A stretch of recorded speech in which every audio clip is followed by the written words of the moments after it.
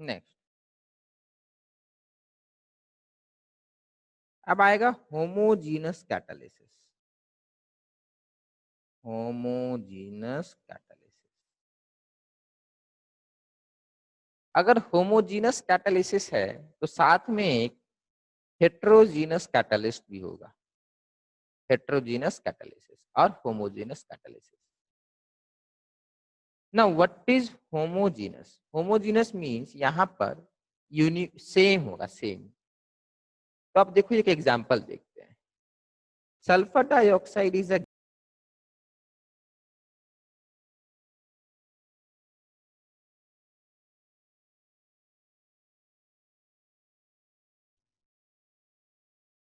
तो sulphur dioxide is gaseous.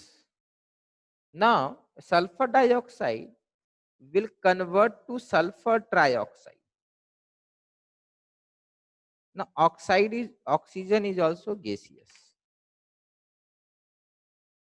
एक यहाँ पर बेटा हम लोग यूज कर सकते हैं catalyst that is V2O5. Now, V2O5 is in solid state. We can also use another catalyst in this reaction. We can also use another catalyst in this same reaction. This will be nitrogen monoxide and this state will be gaseous. आप ध्यान से समझिएगा, इसका state important नहीं है, ये solid है, liquid है, गैस है, ये सॉलिड है, लिक्विड है, गैस है, उससे हम लोग को मतलब नहीं है। एक्चुअल में यहाँ गैसियस होता है, यहाँ भी गैसियस होगा, मैं नहीं लिख रहा हूँ, उसके पीछे कारण है, ठीक है। उसका रीजन ये है कि हमें अगर होमोजीनस कैटालिसिस पूछा जाए या हेट्रोजीनस कैटालिसिस पूछा जाए तो इसको हम लोग इग्नोर कर देंगे, यहाँ हम लोग ध्यान ही नहीं देंगे। हम लोग कहाँ ध्यान देंगे? हम लोग दो चीजों पे ध्यान देंगे। हम लोग रिएक्टेंट पे ध्यान देंगे और कैटालिस्ट पे ध्यान देंगे। रिएक्टेंट में हम लोग देखेंगे कि रिएक्टेंट का सारा फेज एक है या नहीं है। तो बोथ रिएक्टेंट आर गैसियस, यहाँ पर भी both reactant are gaseous, but यहाँ reactant are gaseous but catalyst is solid, यहाँ reactant are gaseous but catalyst is also gaseous. So this will be known as homogeneous catalysis, and this will be known as heterogeneous. Now, how do we define homogeneous and heterogeneous catalysis? A process in which reactant and catalyst are in same phase. We don't have to concern ourselves with phase of product. अपने को phase of product में बारे में ध्यान नहीं देना है, अपने को रिएक्टेंट का स्टेट देखना है और कैटलिस्ट का स्टेट देखना है, बस इसको इग्नोर कर दीजिएगा। तो यहाँ पे ये दोनों और ये बराबर है, सेम फेज है, तो हम लोग को लिखना होगा process in which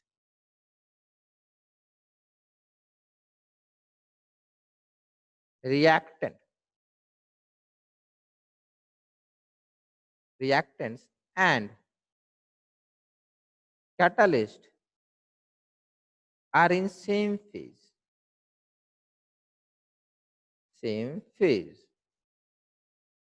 is called homogeneous catalysis.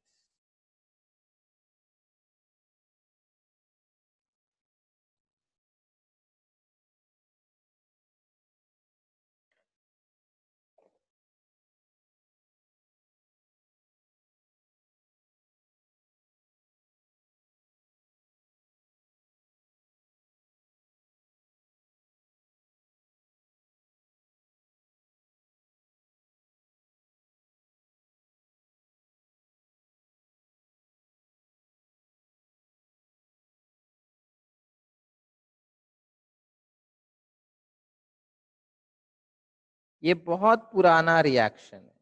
कौन सा रिएक्शन है बेटा? ये एस्टर्स को हम लोग ब्रेक कर दिए। This is known as saponification reaction, अगर NaOH यूज करते तो। This is actually reverse of esters. So now this is ester, this is water, and this is catalyst. So again, liquid and acid is also in liquid state. So this is another example of homogeneous catalysis. ये process का नाम होता है, ठीक है। इस homogeneous catalyst नहीं है, होमोजेनस कैटालिसिस है। नेक्स्ट हम लोग एक और देख लेते हैं।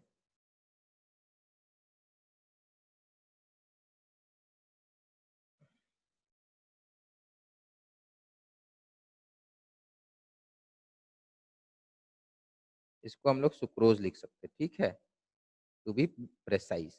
This molecule is sucrose.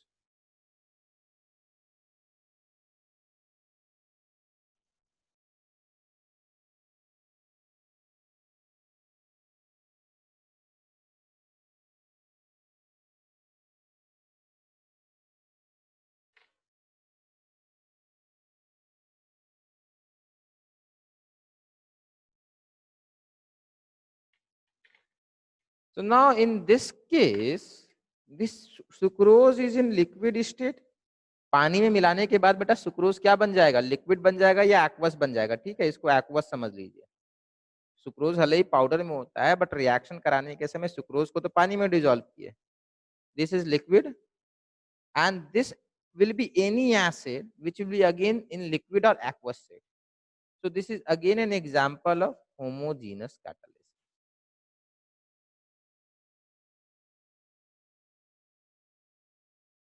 This is again an example of homogeneous catalyst.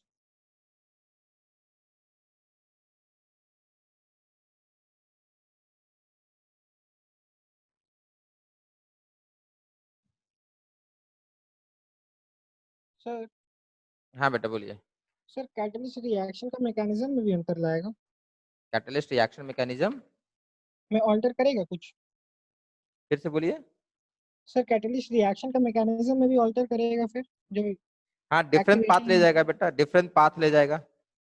It alters the activation energy by changing the path of reaction.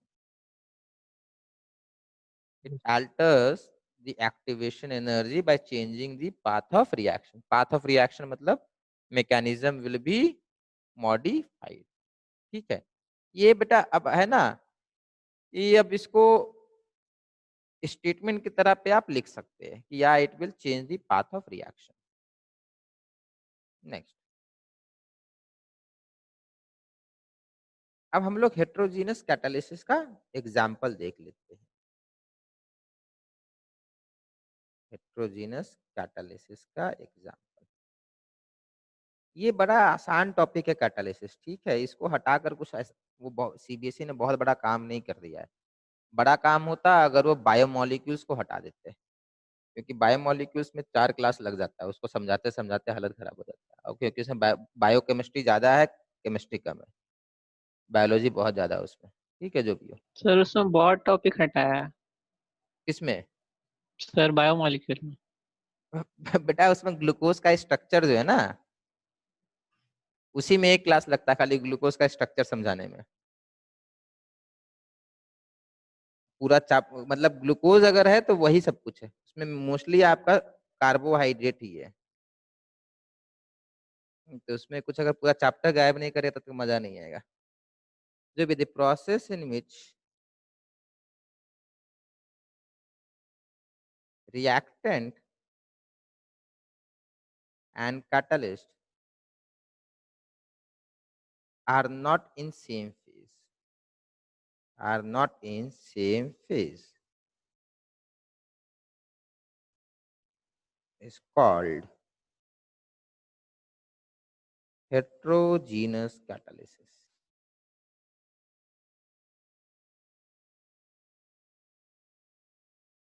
अब इसमें बेटा एक बड़ा सिंपल सा एग्जांपल है।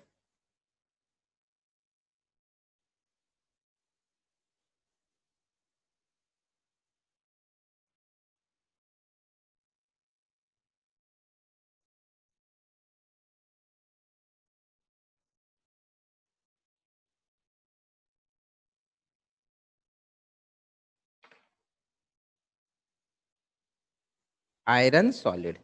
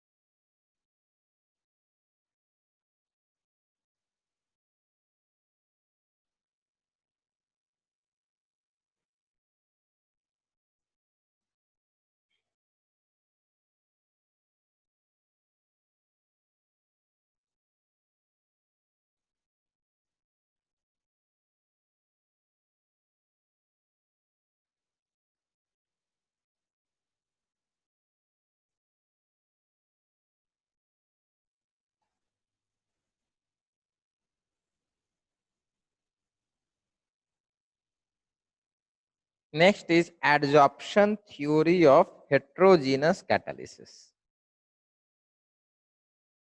देखो होमोजीनस का इनको पास बहुत अच्छा कोई थ्योरी नहीं है कि how does homogeneous catalysis takes place, या ये बोल सकते हैं होमोजेनस कैटालिसिस जो गैसियस स्टेट में खास करके होता है उसका बेटा अलग अलग रिएक्शन में अलग अलग मैकेनिज्म हो सकता है।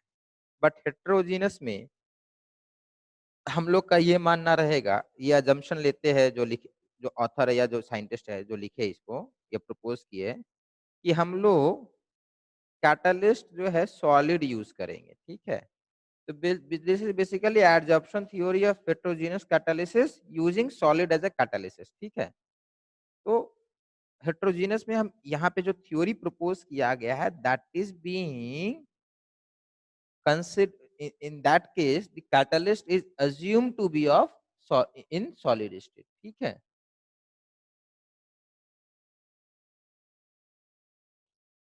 तो बड़ा सिंपल सा इनका कहना है ये जो हम लोग पहले एक बार डिस्कस कर चुके थे ऑर्गेनिक केमिस्ट्री में। इनका कहना है कि जब भी हेट्रोजीनस कैटालिसिस होता है तो जो रिएक्टेंट होता है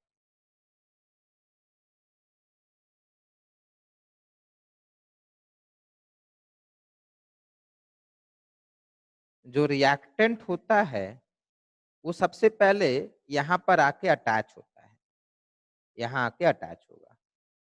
तो इस केस में पर्टिकुलरली हाइड्रोजन जो मॉलिक्यूल होता है यहाँ पे आके वीक इंटरेक्शन करता है। फिर ये जो होता है ये भी यहाँ पे आसपास कहीं आकर वेट करता है कि कब इसे हाइड्रोजन मिल जाए।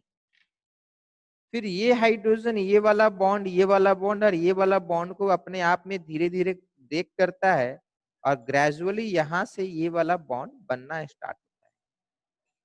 अल्टीमेटली ये वाला बॉन्ड सिंगल हो जाएगा, ये आपस में खुल जाएगा और यहाँ से ये रिएक्शन होने के बाद ऊपर चला जाता है। तो इसमें बेटा करना कुछ नहीं, इसमें आपको बस ऐसे ही बताया गया है, बस हम लोग को जान लेना है सबसे पहले डिफ्यूजन ऑफ रिएक्टेंट। सबसे पहले होगा diffusion of reactant to surface of catalyst. सबसे पहले जो रिएक्टेंट होता है वो डिफ्यूज होकर कैटलिस्ट के सरफेस पे आता है। इसके आने के बाद reactant gets absorb, reactants are absorb on the surface. Second step ये माना गया है। ठीक है, फिर थर्ड स्टेप बोला गया है chemical reaction take place, chemical reaction takes place on the surface of catalyst. ये मानते हैं कि the reaction is taking place on the surface of catalyst. ये थ्योरी कहता है, इसमें आप सोचिए नहीं कि ऐसा होगा हर बार होगा, नहीं, ये थ्योरी का मानना। थ्योरी तो 100% कभी भी सही होता नहीं है ना बेटा, वो तो अपना अप्रोक्सीमेट मानता है।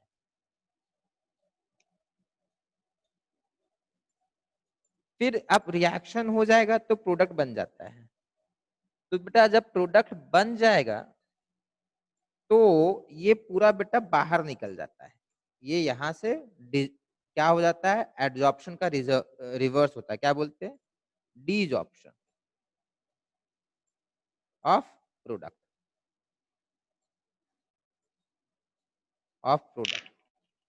From surface of catalyst. Last is ये वाला सारा डिजॉर्प्शन हो गया।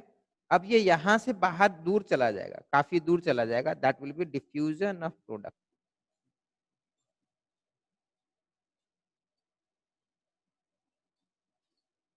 From surface of catalyst.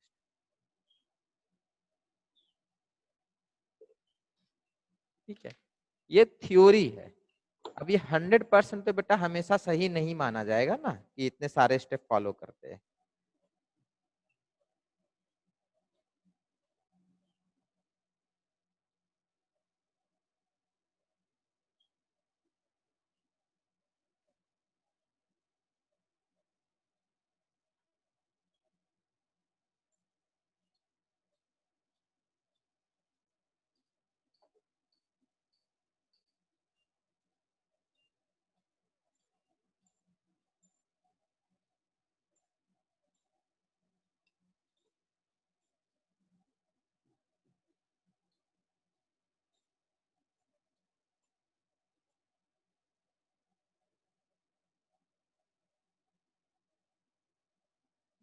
Next,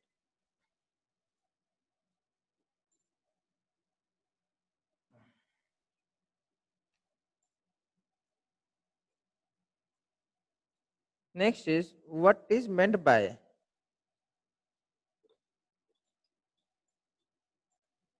selectivity of catalyst.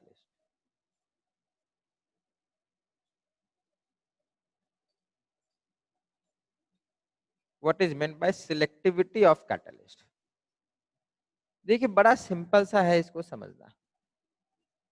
हम लोग बेटा ये वाला ऑर्गेनिक केमिस्ट्री में ये वाला देखे थे, कार्बन नहीं, सिमिलर चीज देखे थे, carbon monoxide plus 3 hydrogen and carbon monoxide plus 2 hydrogen. We have same reactant, but we will be using different catalyst. First case I will be using nickel catalyst. In second case I will be using copper with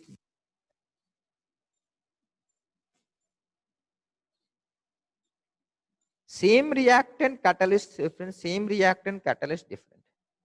In this case, the product will be methane, but in this case, the product will be alcohol.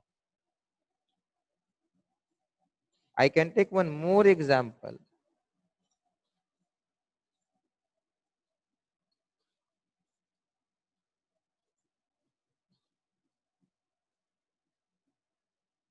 ठीक है, तो बेटा product reactant सब में same आया, carbon monoxide और hydrogen. Equation तो हम लोग बैलेंस कर रहे तो चेंज हो रहा था, बट रिएक्टेंट क्या पूछा जाएगा, बोले कार्बन मोनोऑक्साइड और हाइड्रोजन है reactant.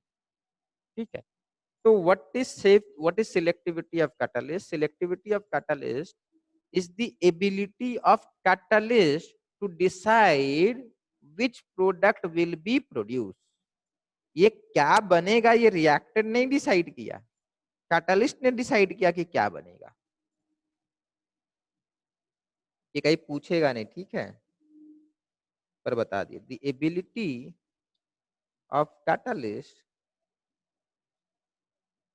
To decide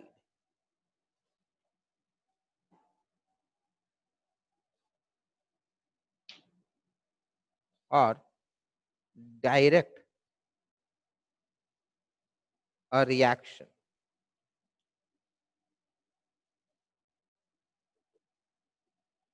to form a particular product.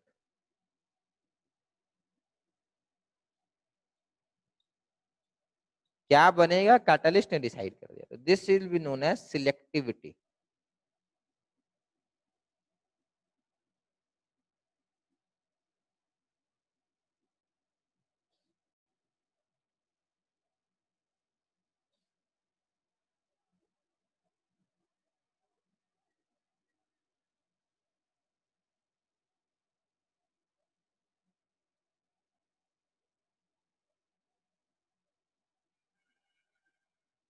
Next,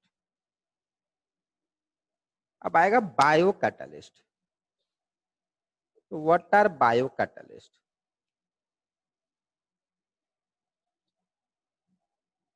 और एंजाइम्स, दोनों का मतलब एक ही है।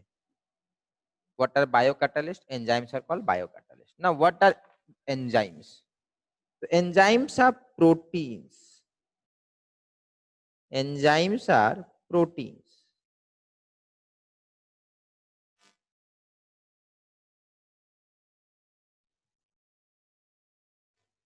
Molecule of high molecular mass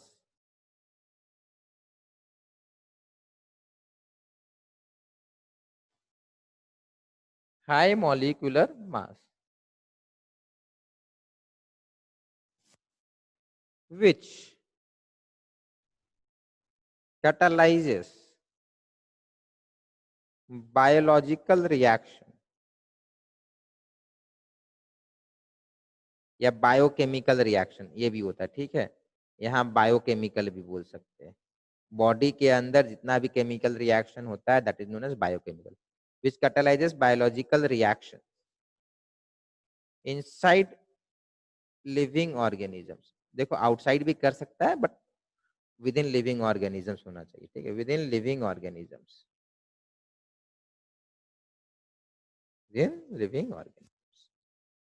आप बोलेंगे बेटा कि अगर बाहर रखेंगे बेटा तो बाहर भी होता है बट एंजाइम प्रोड्यूस कहाँ हो रहा है, बॉडी के अंदर होता है ना, इसलिए।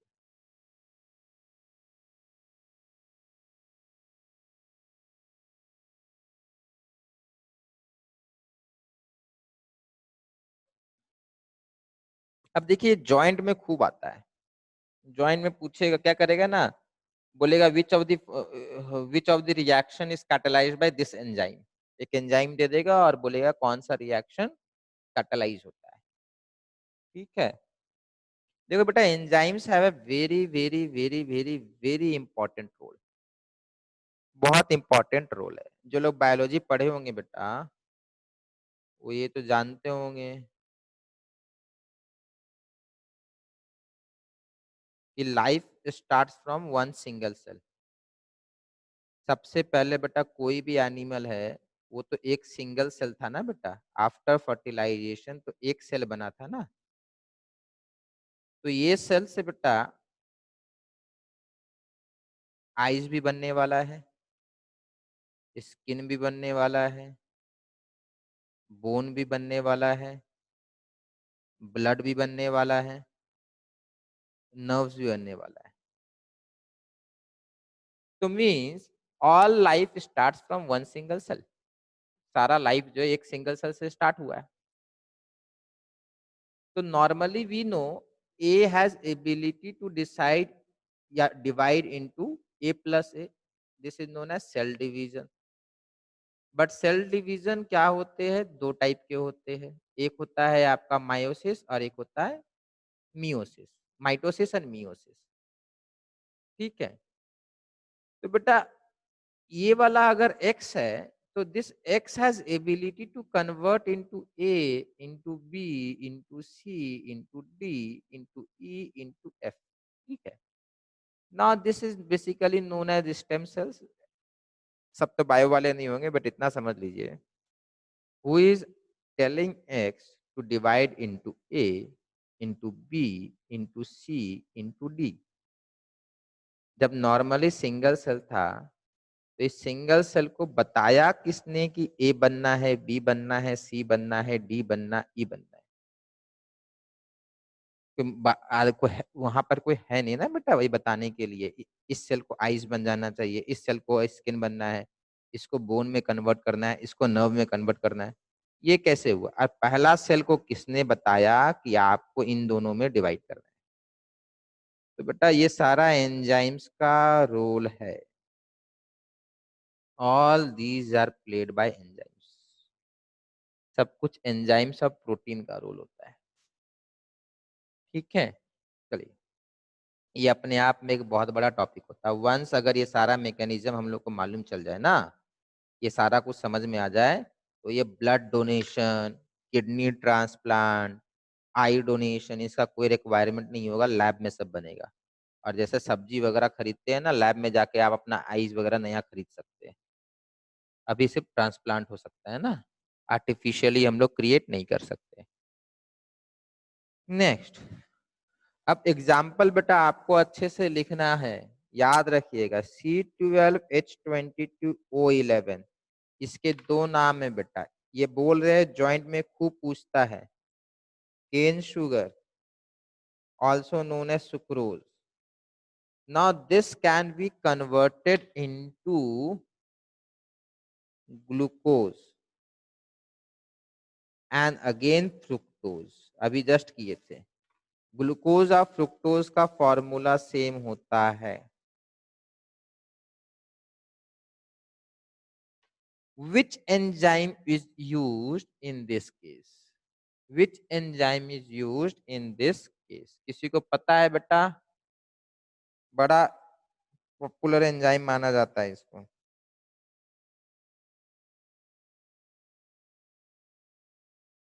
ये बताइए बेटा।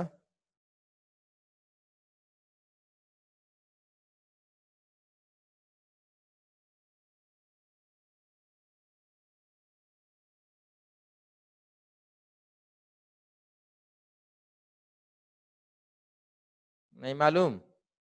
चलिए सुन लीजिए बेटा, इसमें क्या होता है कि ये सुक्रोज जो है ना बेटा ऑप्टिकली एक्टिव है ना। What is meant by optically active?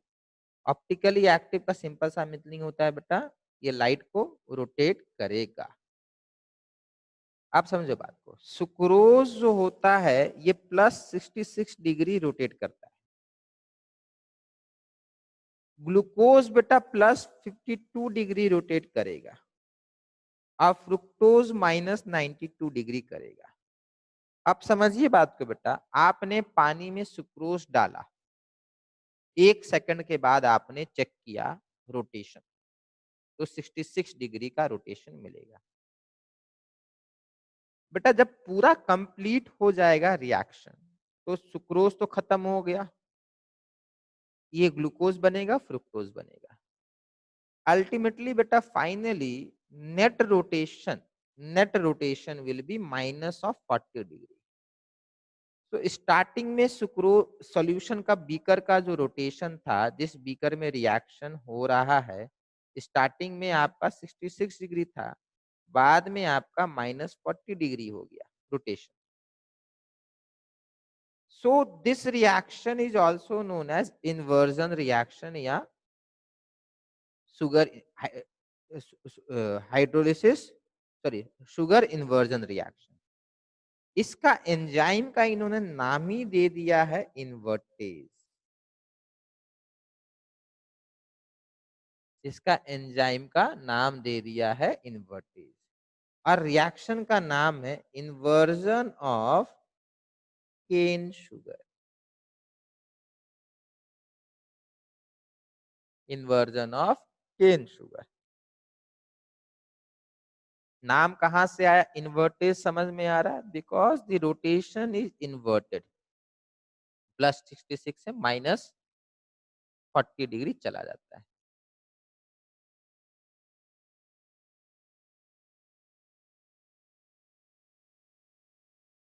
Next is,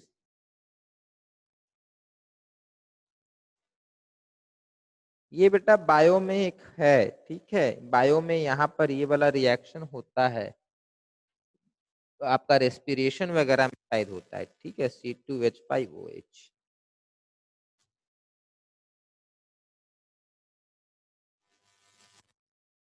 के टॉपिक के अंदर ये होता है। This is glucose, this is ethyl alcohol. the catalyst used by body is जाइमेज। तो आपको बोलेगा बेटा जाइमेज ग्लूकोज को किस में बदलता है? तो जाइमेज converts glucose into ethyl alcohol. ये अब रट्टा मार के रखिएगा, ये सब आएगा बेटा, पहले ही बता दे रहे हैं। बेटा एक मॉलिक्यूल होता है स्टार्च। स्टार्च कैसे बनता है बेटा, याद रखिएगा अभी के लिए, बहुत सारे ग्लूकोज को ज्वाइन कर देंगे ना तो स्टार्च बनता है। तो स्टार्च बनाने के लिए आपको बहुत सारा ग्लूकोज को ज्वाइन करना होगा, ठीक है, होल का पावर n, मतलब ये बहुत सारे ग्लूकोज ज्वाइन किए गए हैं, तो दिस इज स्टार्च, ठीक है, polymer of glucose, polymer of glucose. अब ये भी ध्यान रखिएगा। नाउ दिस स्टार्च कहाँ होता है बेटा? पोटैटो में होता है ना, आलू में स्टार्च होता है। स्टार्च क्या करता है बेटा, सबसे पहले मेल्टोज में बदलेगा।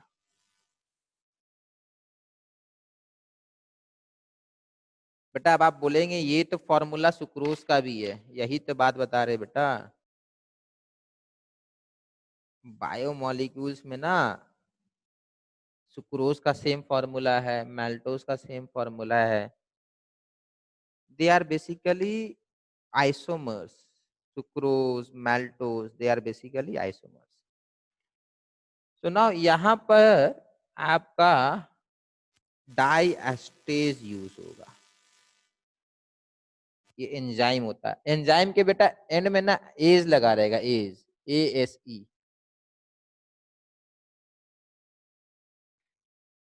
नेक्स्ट है बेटा इसी मैल्टोज को हम लोग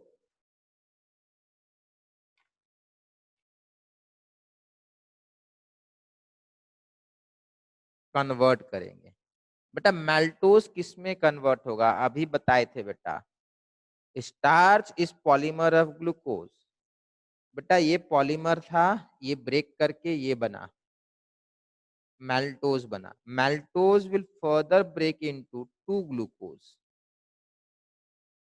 पानी है सब में, ठीक है, वाटर से हाइड्रोलिसिस कर रहे हैं हम लोग, तो यहाँ पे बेटा मैल्टेज यूज होगा।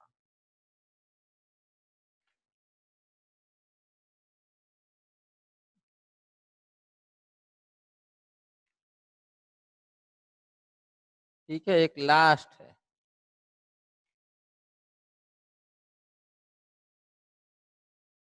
ये स्ट्रक्चर किसका है, कोई बताएगा? What structure is this?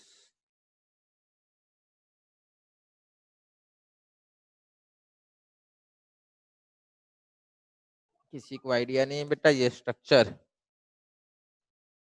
Urea. सही है बेटा, दिस इज यूरिया। ना urea will convert into what compound बेटा?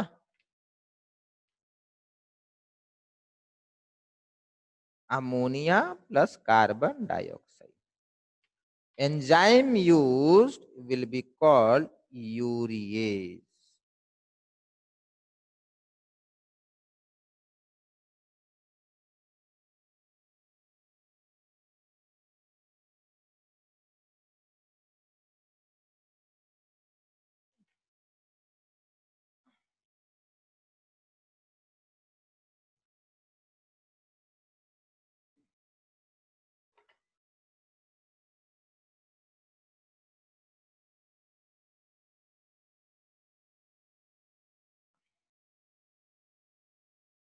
ईस्ट किसके लिए आंसर लिखे थे बेटा? यूरिया के लिए तो ईस्ट यूज नहीं होगा। अच्छा माल्टोस के लिए आप सोच रहे थे क्या ईस्ट यूज होगा? कहना मुश्किल है बेटा, माल्टोस के लिए ईस्ट तो नहीं होना चाहिए। और ईस्ट एंजाइम नहीं है बेटा, याद रखिएगा, ठीक है। ईस्ट अपने आप में एक लिविंग ऑर्गेनिज्म है। ईस्ट के अंदर एंजाइम भले हो सकता है।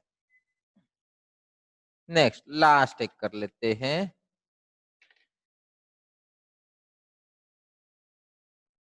प्रोटीन्स। ना व्हाट आर प्रोटीन्स समझिए। माला देखिए ना, माला में बहुत सारे स्मॉल स्मॉल मोती होता है, उसको हम लोग बीड्स बोलते हैं। लेट्स से बहुत सारे बीड्स को ज्वाइन करने से माला बनता है ना। तो अगर मान लेते हैं बहुत बहुत बहुत बहुत, वो नेता लोग को नहीं पहनाया जाता है, बहुत लंबा चौड़ा एक माला होता है, बहुत उसमें रुपया वगैरह लगा रहता है, उस माले को आप समझ लीजिए प्रोटीन है। तो एक माला या एक गार्लैंड को बेटा, एक नेकलेस को ब्रेक करके मैं बहुत छोटे छोटे गार्लैंड या नेकलेस बना सकता हूँ। तो अगर मैं इसको छोटे छोटे मालाएं ब्रेक कर दूंगा, that will be known as peptides. ठीक है, और पेप्टाइड्स को बेटा मैं एक छोटे छोटे मोती में ब्रेक कर दूंगा, that will be known as amino acids. Hopefully clear है। ये एक मोती होगा, ये बहुत बड़ा माला है, ये छोटा माला है। समझ में आ रहा है ये? तो protein can be broken down into peptides and peptides can be broken down into amino acid. ठीक है, आप समझिए। एनसीईआरटी केमिस्ट्री के हिसाब से, बायो के हिसाब से कुछ और हो सकता है। This is catalysed by pepsin. Protein का नाम है पेप्सिन। पेप्टाइड को अमीनो एसिड में कन्वर्ट करने के लिए कौन सा कैटालिसिस यूज होगा बेटा?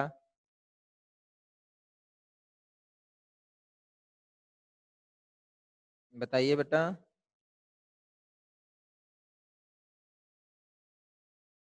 पैंक्रिएटिक ट्रिप्सिन, ये यूज होता है बेटा। प्रोटीन पेप्टाइड में स्टमक में बनता है, स्टमक के अंदर पेप्सिन होता है, और पैंक्रियाज में आपका ट्रिप्सिन होता है। ठीक है,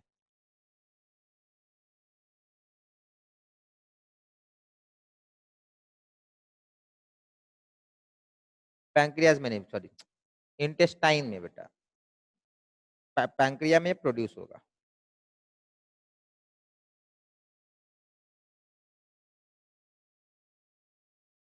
पैंक्रियास जो भी एंजाइम प्रोड्यूस करता है वह इंटेस्टाइन में जाके रिलीज हो जाता है।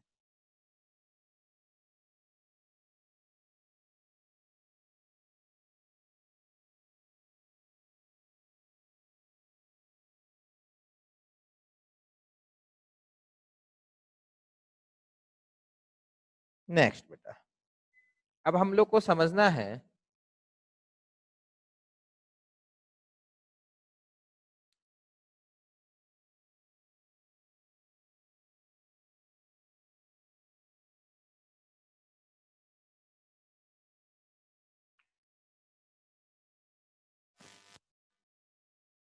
कोएंजाइम्स ना बेटा, कोई बताएगा कोएंजाइम्स क्या होता है बेटा?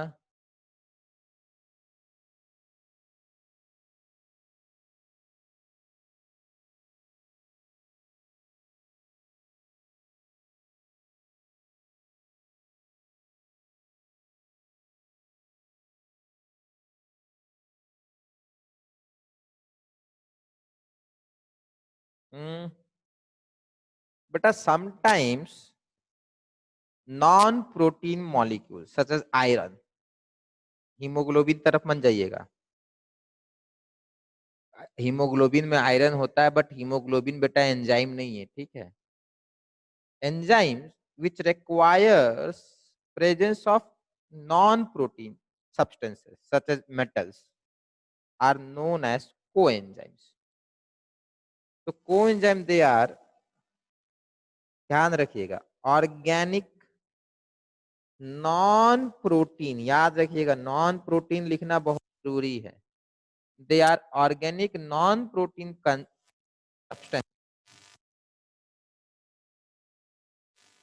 which binds with enzymes, which binds with enzyme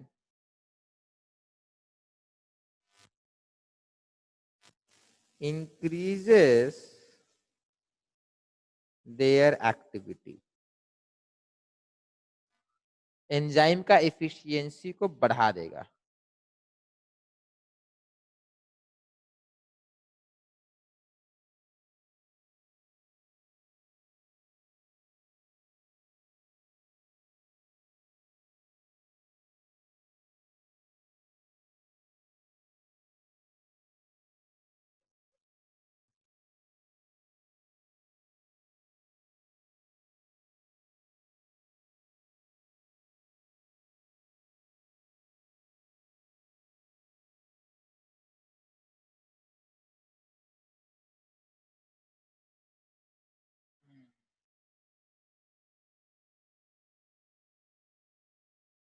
ठीक है, तो दिस वाज कोएंजाइम्स।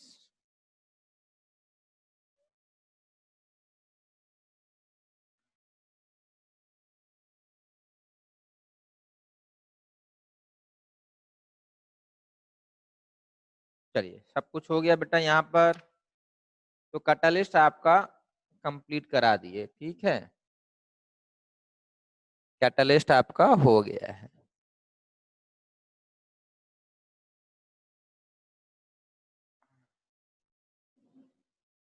अब बेटा स्टार्ट होगा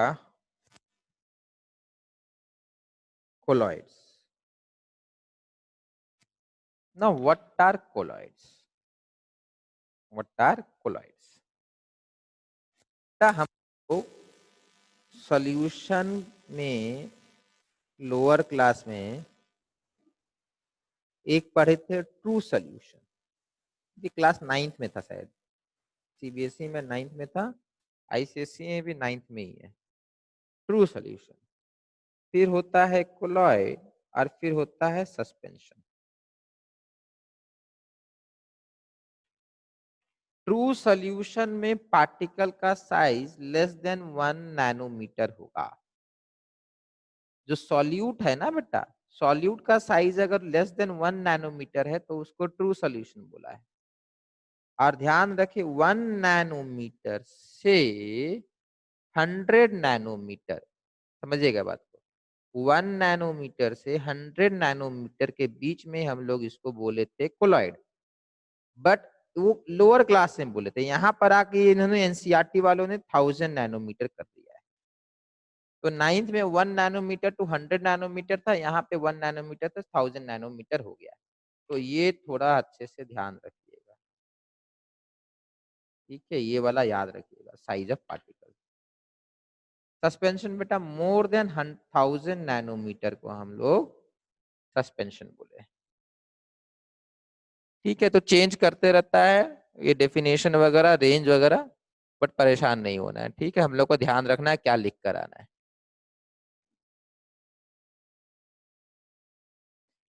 नेक्स्ट, ये बेटा आपका होमोजीनस सब्सटेंस मिक्सचर था, बट ध्यान रहे बेटा ये दोनों हेट्रोजीनस है। देखो कोलॉइड इज हेट्रोजीनस, सस्पेंशन तो हम लोग को मालूम ही रहता है, बट कोलॉइड इज हेट्रोजीनस। और यहाँ पर हम लोग डिजॉल्व नहीं बोलते, यहाँ पे सॉल्यूट डिजॉल्व नहीं होता है। तो कोलॉइड्स आर सबसे पहले heterogeneous system, heterogeneous system in which ध्यान रखिएगा, in which a substance is dispersed, dissolved नहीं है बेटा, dispersed, dispersed ऐसे समझिए बेटा मतलब बस फ्लोट कर रहा है, फ्लोट कर रहा है। जैसे होता है ना डस्ट पार्टिकल एयर में क्या करते हैं, फ्लोट करते हैं ना, तो हम लोग डस्ट पार्टिकल को क्या बोलेंगे, एयर में डिजॉल्व हुआ है, डिजॉल्व नहीं हुआ है डस्ट पार्टिकल एयर में। जो स्मोक वगैरह गाड़ी से निकलता है या जब विंड बहुत तेजी से बहता है तो देखते हैं डस्ट पार्टिकल वगैरह उड़ने लगता है, तो that is not dissolve, that is actually dispersed. वैसा ही कुछ होता है heterogeneous system in which a substance is dispersed as very fine particle, as very fine particles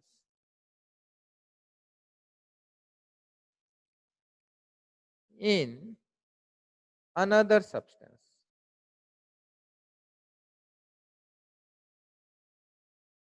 is called colloid.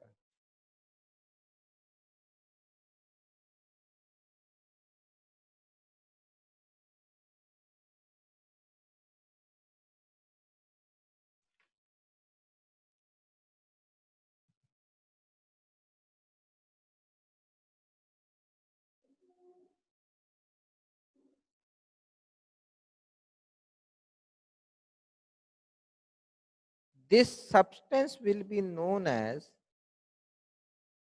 dispersed phase, and this solvent will be known as dispersion medium.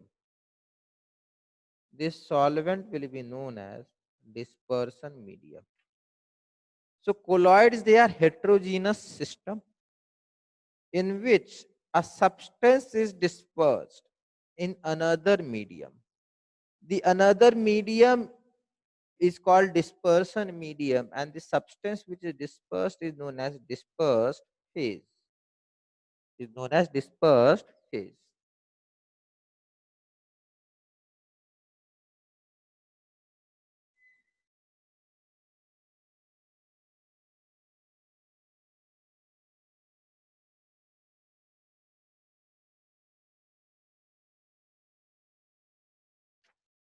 Now,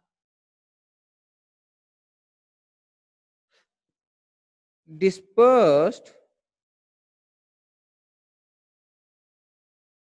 phase can be either solid, liquid, or gas. Same is true for dispersion medium. Same is true for dispersion medium. This can be solid, this can be liquid, and this can be gas. So colloid will be of multiple type. कैसे आएगा बेटा? Solid dispersed in solid dispersion medium, solid dispersed in liquid medium, solid dispersed in gaseous medium, liquid dispersed in solid medium, liquid dispersed in liquid medium, liquid dispersed in gaseous medium. ऐसे करके बेटा सारे बनेंगे। कोई बताएगा कितने बनने चाहिए? Sir no. सही है बेटा, नो बिल्कुल सर। सही, बिल्कुल सही बताया। अच्छा, इसमें एक थोड़ा प्रॉब्लम है बेटा, मैं बताऊंगा आपको। क्या प्रॉब्लम है, किसी को पता है बेटा?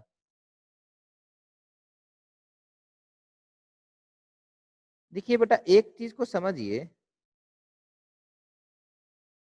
गैस ए है और गैस बी है, कौन सॉल्यूट होगा, कौन सॉल्वेंट होगा, कौन डिस्पर्स्ड फेज होगा और कौन डिस्पर्सन मीडियम होगा?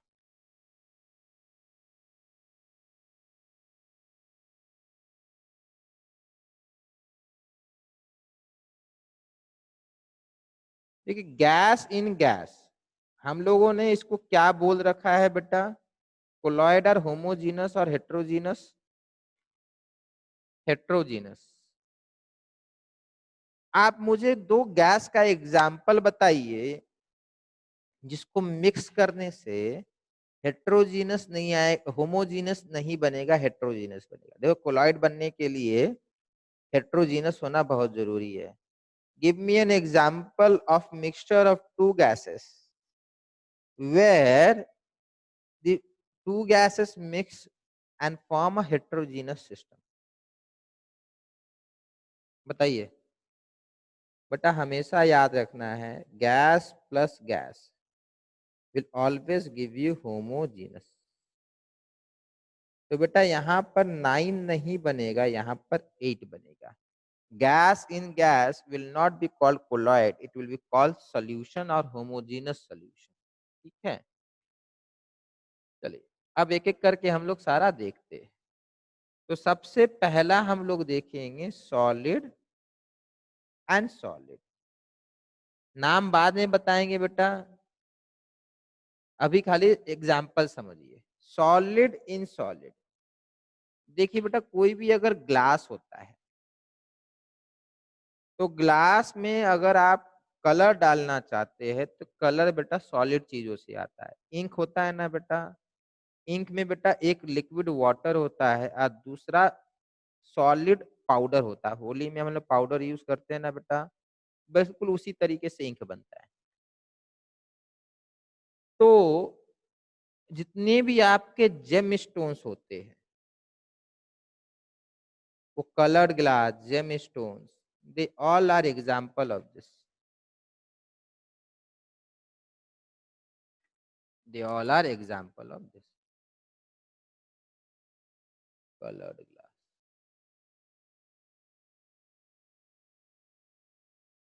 ठीक है, इसका नाम होता है सॉलिड सॉल्ट। इसका नाम काम का नहीं है, जिसका काम का नाम रहेगा बताते जाएंगे। Next is solid in liquid media.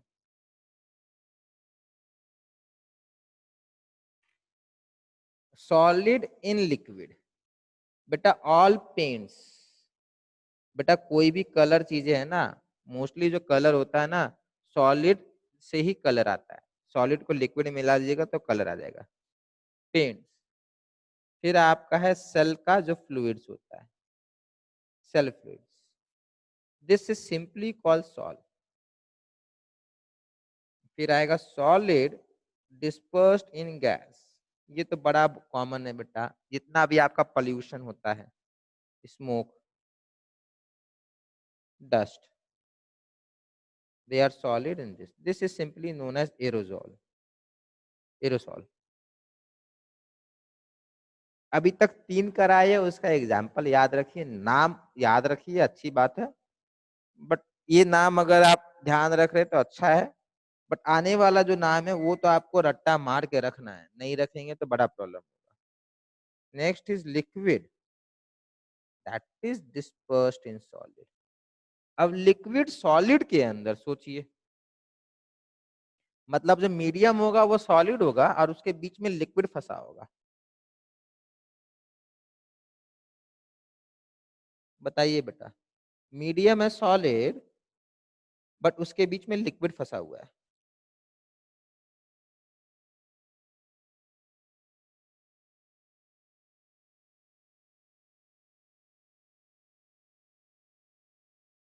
बेटा सॉलिड है ना, उसके बीच में लिक्विड है, तो वो बेटा आपको जब बिहेवियर होगा ना, उसका एक फिक्स शेप वगैरह आना चाहिए। बट क्योंकि सॉलिड के अंदर लिक्विड डिस्पर्स्ड है ना, वो सॉफ्ट भी थोड़ा होगा। जितना भी आपका जेली टाइप सब्सटेंस आप सोच सकते हैं, वो सारा इसी कैटेगरी में फॉल करेगा। कोई बताएगा example of jelly type substances? चीज, बटर, जेलीज। बेटा समझ में आ रहा है ना, चीज बटर जेलीज ये सब अलग, थोड़ा अलग होता है ये, ठीक है, ये लोग थोड़े अलग होते हैं। ये कंप्लीटली मेल्ट नहीं होते, बट आप नोटिस कीजिएगा बटर वगैरह ऐसा नहीं होता पूरा एकदम लिक्विड हो जाता है।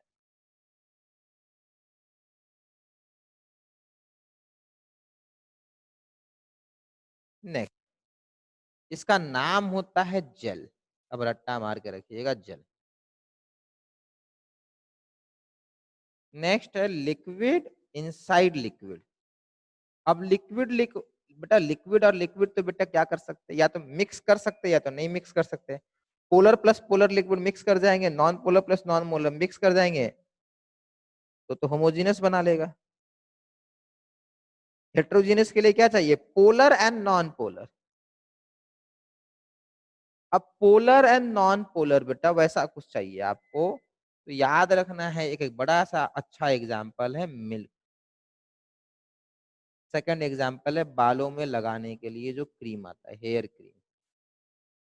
और बेटा इसको एकदम रट्टा मार के रखिएगा, एमल्शन। एमल्शन, एमल्शन का टीवी पे ऐड आता है बेटा। कौन से एमल्शन का टीवी पे ऐड आता है, कभी नोटिस किया है?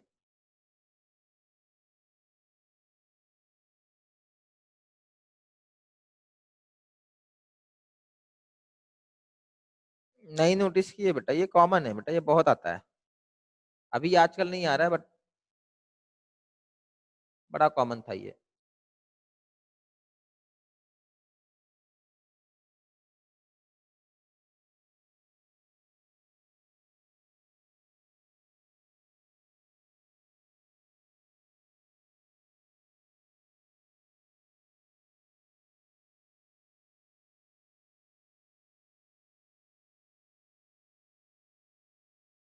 नहीं देखे, एशियन पेंट का ऐड देखिए बेटा, एशियन पेंट के ऐड में आता है, ये देखिए, दिखा कुछ? हाँ सर। ये हाँ सर। डिस्टेम्पर बोलते हैं, याद आया कुछ? एमल्शन नहीं है, ठीक है, तो वो एमल्शन था अपना। तो एमल्शन बेटा पेन टाइप होता है, ठीक है। Milk is an classic example of emulsion. रट्टा मार के रखिएगा, पूछेगा आपसे व्हाट आर एमल्शन, ये सब नहीं पूछेगा व्हाट इज एरोजॉल या जेल। जेल तो पूछ भी लेगा, ये तीनों नहीं पूछता डेफिनेशन, ये सब एग्जाम्पल में आपको कभी पूछ ले एमसीक्यू में, ठीक है। बट एमल्शन तो गारंटीड आता है, बोर्ड में भी जॉइंट में भी। Emulsion is liquid plus liquid, ठीक है। अब मिल्क क्या होता है बेटा, मिल्क में आपका एक ऑयल फैट होता है, ठीक है। मिल्क में फैट होता है और थोड़ा बहुत प्रोटीन प्रोटीन भी होता है और वाटर होता है। तो fat and protein they are oil, non polar, and water is polar, इसलिए ये बनता है। Next is liquid and gas.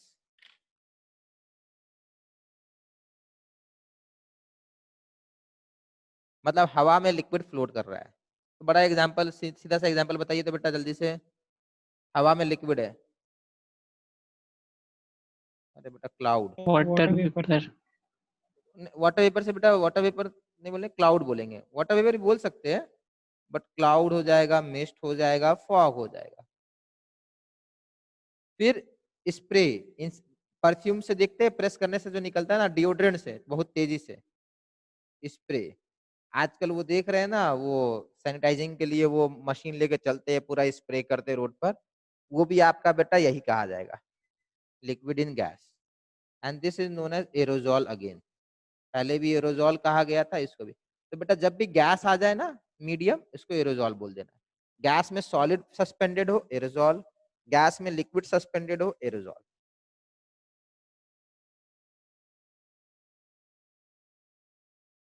बेटा मिस्ट और फॉग में क्या अंतर होता है बेटा?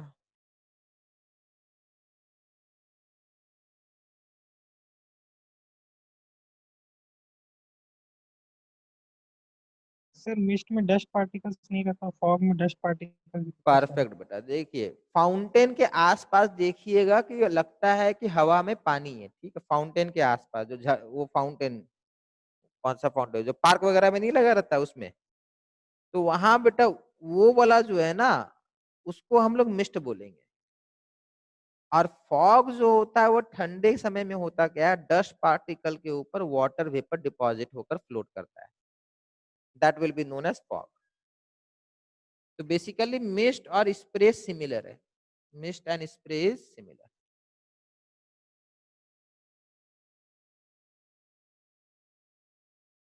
नेक्स्ट, मैं पेज चेंज करके लिख रहा हूँ, ठीक है। दो बाकी रह गए। गैस इन सॉलिड, मतलब सॉलिड चीजों के बीच में गैस कहीं फंसा हुआ है। तो बेटा ये सिंपल सा है, इसका एग्जाम्पल है फोम, रबर वाला जो फोम होता है, pumice stone. This will be again known as solid salt. Last है gas that is inside liquid. अब gas that is inside liquid,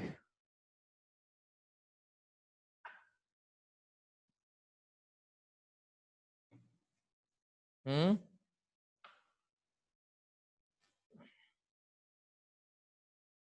बेटा आइसक्रीम खाए हैं? हाँ सर, अच्छा तो आज ही खाए। आइसक्रीम के टाइप खाली बता दीजिए।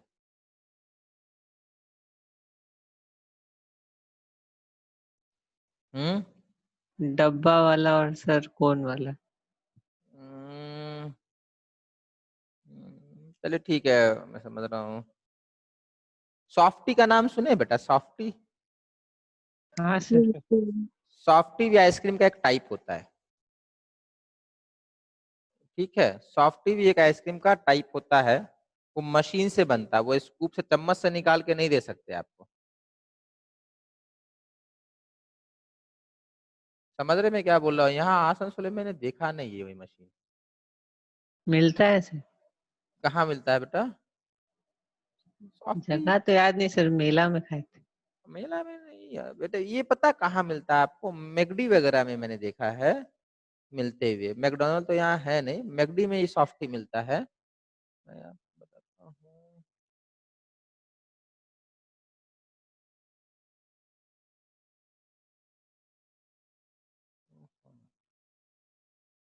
यहाँ देखिए, मैं इसकी बात कर रहा हूँ। देखिएगा ना, थोड़ा इस तरीके शेप बना के निकलता, मशीन से निकलता है ये, ठीक है। हाँ ये एक शायद एक और जगह मैंने ये मशीन देखी, ठीक है। ये मशीन ऐसा ही होता है। अब ये तो जेम्स वगैरह है, इसमें आपको ध्यान नहीं देना है, बट देखिए कहीं कहीं ये मशीन होती है, ठीक है। तो ये बेटा जो होता है ना, इसको आप जब टेस्ट करते हैं तो ये बहुत सॉफ्ट होता है, बहुत सॉफ्ट होगा, ठीक है। और जैसे ही मुंह में जाता है ना, ये बहुत आसानी से मेल्ट हो जाता है। रीजन इसकी बेटा, इसमें आइसक्रीम कम है, हवा ज्यादा है। इसमें आइसक्रीम कम है, हवा ज्यादा है, और वॉल्यूम बढ़ जाता है।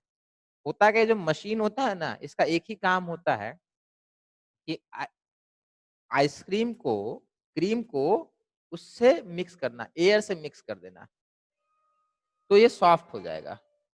इसका एक ही काम है, मशीन को एयर से मिक्स कर देना, तो ये सॉफ्ट ही हो गया। तो gas that is in liquid बेटा, याद रखना है। अब इसका नाम है विप्ड क्रीम। वो सॉफ्टी वाला है ना, विप्ड बोलते हैं इसको। क्रीम को बेटा अच्छे से मिक्स कर दीजिएगा तो उसमें एयर चला जाएगा ना, तो वो सॉफ्ट हो जाएगा। सेकंड इज फ्रॉथ, झाग और सोप लेदर।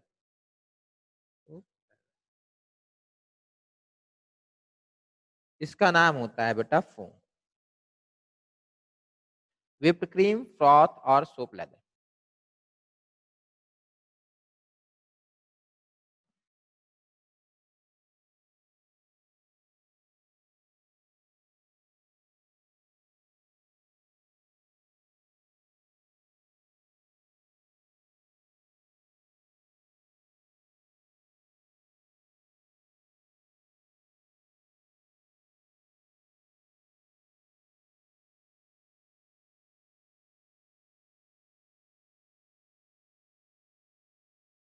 टाइप्स ऑफ सारा कोलॉइड आपका हम लोगों ने ये देख लिया according to disperse phase and dispersion medium.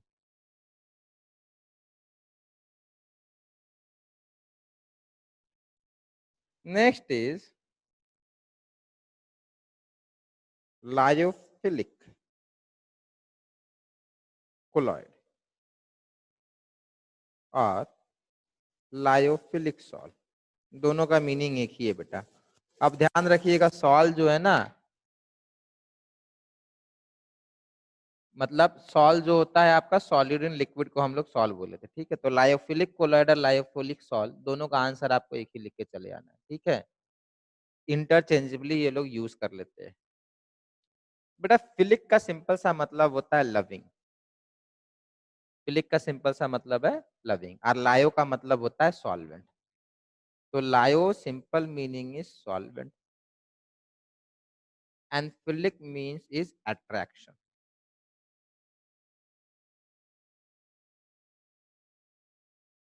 So what are lyophilic colloid? Those colloid in which dispersed phase have attraction for dispersion medium. Those colloids in which dispersed phase have attraction for dispersion medium. So colloids where dispersed phase have attraction for dispersion medium.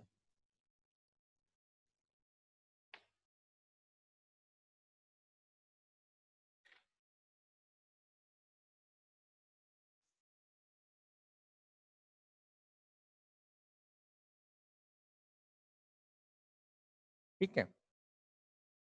आप समझिए यहाँ पे थोड़ा बेटा कुछ चीजें आपको समझ, दाल खाते हैं, दाल को बेटा पकाया जाता है, ठीक है। अब एक चीज को थोड़ा समझना है आपको, दाल आपका वो स्मॉल स्मॉल दाना होता है। अब ये जो छोटे छोटे बेटा दाल होते हैं, पल्सेस होते हैं, इसको आपको कुकर में डालना होता है और बॉईल करना होता है, तो ये मेल्ट कर जाता है, डिजोल्व कर जाता है। इससे बेटर नहीं होता बेटा कि दाल जो है छोटे छोटे दाना में जो मिलता है वैसे नहीं मिलके दाल का पाउडर मिलता, और दाल का पाउडर को पानी में मिला देने से और उसके बाद उसको बॉईल कर देने से जिससे मैगी बनता, दाल भी बन जाता। सोच रहे दाल बनाने में कितना कम समय लगता फिर। बट दाल कभी भी बेटा आपको पाउडर फॉर्म में नहीं दिखता है। कभी ट्राई करिएगा बेटा घर पे, थोड़ा सा दाल को पाउडर फॉर्म में कन्वर्ट करके उसको बॉईल करके देखिए कैसा बनता है, ठीक है। रीजन इज बेटा दाल जो है कोलॉइड है, ठीक है। आप सिंपली उसको पानी में मिक्स कर दीजिएगा और सोचेंगे कि वो डिजोल्व कर जाएगा, तो ऐसा नहीं होता है।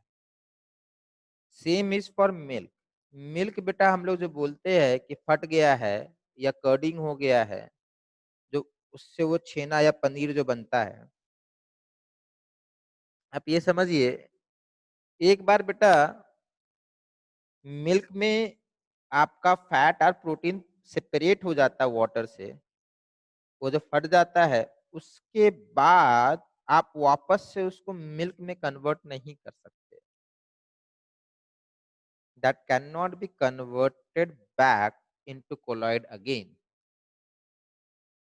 बट बेटा ध्यान रहे ब्लड में ऐसा नहीं होता है। खून जो होता है ना, ब्लड में हम लोग करते क्या है कि ब्लड को आप चाहे तो ड्राई कर सकते हैं। जब आजकल चल रहा है ना प्लाज्मा डोनेशन, बेसिकली ब्लड को बेटा आप ड्राई आउट कर सकते हैं, इवेपोरेट करके सॉलिड को खाली बचा सकते हैं, फिर इसे पानी मिला के दोबारा से ब्लड आप रिक्रिएट कर सकते हैं। ठीक है। सेकंड इज कि colloids which have attraction for dispersion medium, they are called lyophilic colloid. They are stable. Attraction है, ये आसानी से फ्लोट करेगा। अट्रैक्शन है, particles will easily float in medium. Now once medium has been remove, the particles will deposit और precipitate. आपने एक colloid लिया, इस कोलॉइड में बेटा डिजॉल्व था आपका, मीडियम था, और यहाँ पे मान लेते पार्टिकल्स थे। एवापोरेशन करा दीजिए, बॉइलिंग करा के किसी भी तरीके से, ये वाला जो वाटर है वो गायब हो गया, या कोई भी सॉल्वेंट है गायब हो गया, सिर्फ ये पार्टिकल्स नीचे बच गए। वापस से पानी ऐड कर दीजिए, फिर से कोलॉइड बन जाएगा। बट मिल्क के साथ ऐसा नहीं होता है, because milk is not that stable. तो colloids which have attraction for dispersion medium, they are called lyophilic colloid, and they are stable, and they are reversible. What is meant by reversible? Reversible का simple सा meaning है, एक बार अगर precipitation आपने करा दिया है तो दोबारा से आप कोलॉइड बना सकते हैं।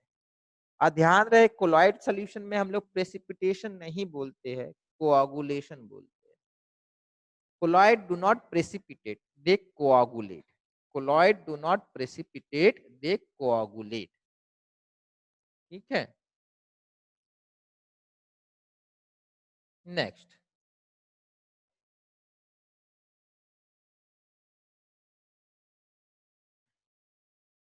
दे आर रिवर्सिबल। अब आएंगे बेटा लायोफोबिक पे।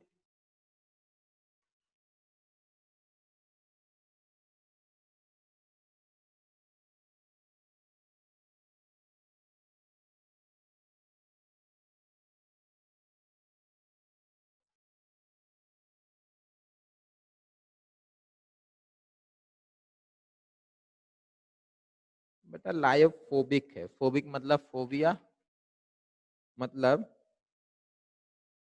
colloid which repels, dis colloid in which dispersed phase repels dispersion medium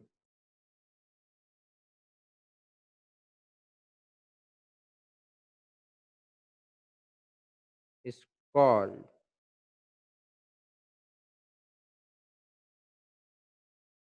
lyophobic colloid.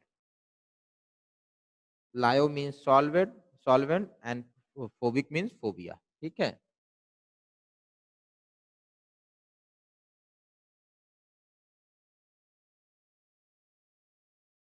They are not very stable. They are not stable. Requires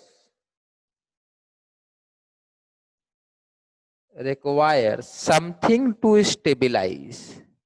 They require something. They requires stabilising agent. इसको बताएंगे stabilising agent होता क्या है और कैसे करता है। Requires stabilising agent. They are irreversible. They are इरेवर्सिबल।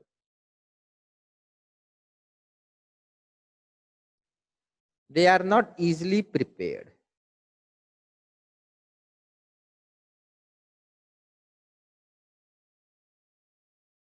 Easily prepared. they require a special method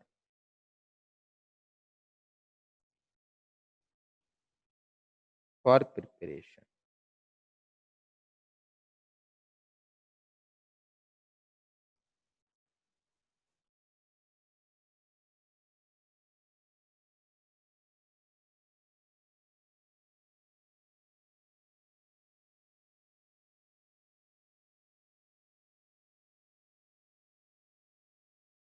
ठीक है बेटा, चलो ठीक है। नेक्स्ट क्लास में बेटा बता देंगे हम लोग को करना है मल्टी, मैक्रो एंड एसोसिएटेड। ये याद रखिएगा, यहीं से कंटिन्यू करना है, मल्टी, मैक्रो एंड एसोसिएटेड।